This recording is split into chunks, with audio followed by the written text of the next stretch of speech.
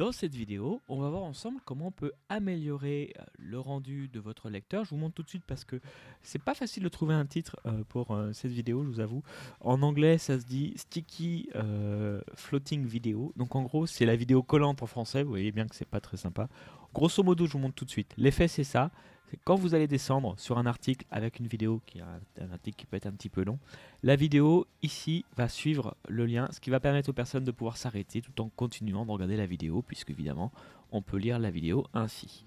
Donc c'est plutôt très sympa, surtout quand votre blog a pas mal de vidéos. Donc aujourd'hui on voit comment on peut faire ça, et je vous montre deux façons de le faire. C'est parti. Bonjour, je suis Vincent-Marie de WP Market et je fais des tutos WordPress. Je publie régulièrement, alors pour ne manquer aucune vidéo, pensez à cliquer sur le bouton d'abonnement, puis sur la petite cloche. Commençons.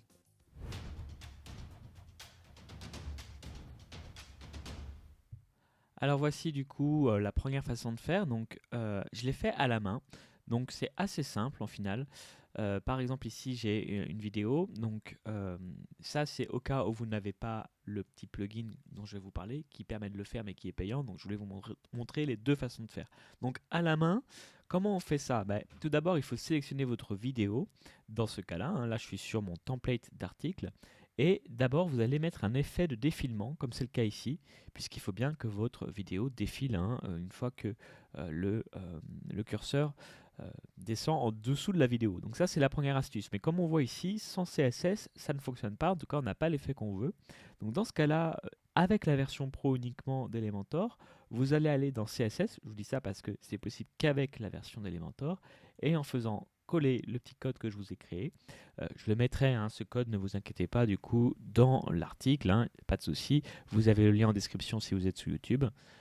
Et du coup, voilà, avec ce lien, du coup, ça fonctionne. Après, c'est un petit peu bidouillé, c'est pas forcément.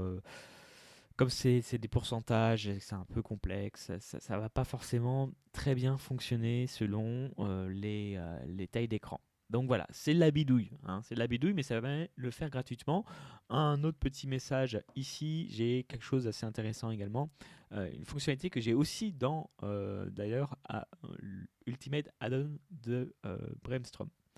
Brainstorm, voilà, enfin l'éditeur, hein. Un truc que j'ai en dessous, c'est juste en dessous de ma vidéo, j'ai créé une section noire avec deux colonnes. Ici, tout simplement, vous aimez ma vidéo. Et ici, un lien. Je vous mettrai également le lien qu'il faut mettre parce que c'est un lien un petit peu particulier. Si je l'ouvre dans une nouvelle page, on va voir ce que ça donne. En gros, c'est un lien qui permet directement d'aller s'abonner à sa chaîne YouTube. Donc évidemment, c'est à faire avec précaution, mais là, ça fonctionne puisque j'ai dit me suivre sur YouTube, hein. Donc si les gens cliquent, voilà, ils vont directement, ça va, vous allez voir, ouvrir YouTube et en plus permettre l'abonnement direct. Donc ce lien-là, il a une syntaxe particulière, donc je vous donnerai également le lien dans mon article. Oui, ça fait ça, c'est plutôt sympa. Au passage, si vous voulez vous abonner à ma chaîne YouTube, je serai très content. Bonjour et bienvenue. Oui, merci monsieur, au revoir, pas besoin.